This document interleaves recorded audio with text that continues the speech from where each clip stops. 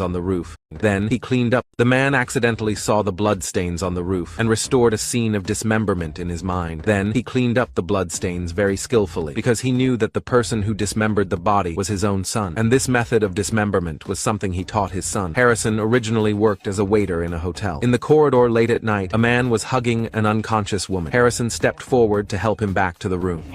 And the wife had a little too many margaritas. Happens every time we're in the city. Hit the elevator for me.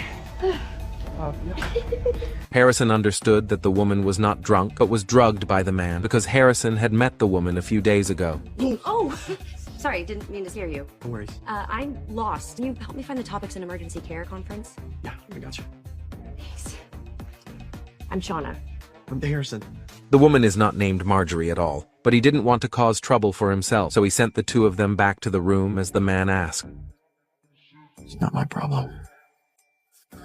No! Stop it! No! Shauna, are you okay?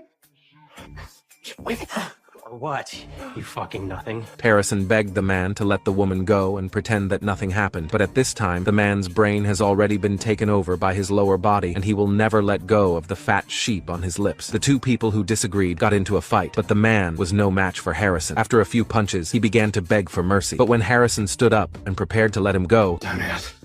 There's plenty more where she came from. There's always more.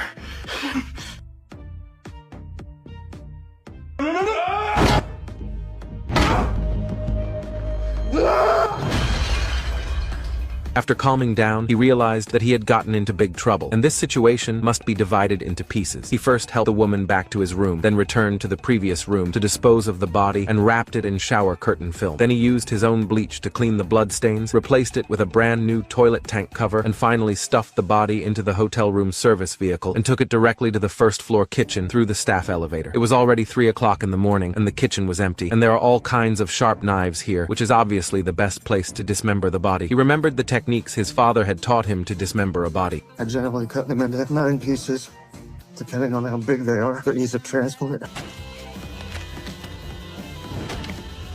After the man was quickly divided into 9 pieces, he thoroughly cleaned the kitchen and left after checking that everything was okay. But he didn't notice a drop of blood on the roof. The next day, when the cleaner was taking out the trash, he swung a leg out of the bag. Holy fucking shit! Call the cops! You got a body over here! The matter quickly hit the front page when Dirk, who was far away in Miami, saw the body divided into 9 pieces. He concluded that the person who committed the crime must be his son Harrison, and Dirk was worried that this was Harrison's first time dismembering a body, and his lack of experience would lead to hidden dangers. For this reason, he rushed to the hotel where the incident occurred. Late at night, he came to the hotel and entered the room where the crime occurred because it was covered with police seals. Nothing. That's just it. I'm seeing nothing. If Harrison did a kill here, he cleaned up well. It's interesting. Shower curtain's been around a while, but the plastic curtain liner is new. Okay. Thinking he used the plastic liner to wrap the body, and then replaced it with a new one. He may be following in my footsteps. At this moment, there were footsteps outside the door, and Dirk immediately hid in the cabinet. The person who came was the super detective. With a quick glance, she concluded that it was the toilet tank cover that killed the man. Not only that, she even deduced more crucial clues through the flawless scene.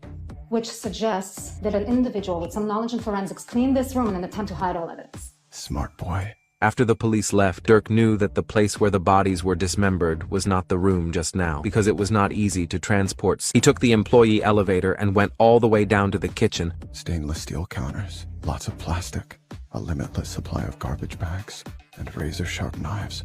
Only to find that this was the perfect place to dismember the body. Later, after he waited for all the staff to get off work, he entered the kitchen again and looked at the clean dismemberment scene. Dexter was very satisfied. The next day, the detective came to the hotel again and found a fatal clue in the kitchen, but Dirk was 1 step ahead of him.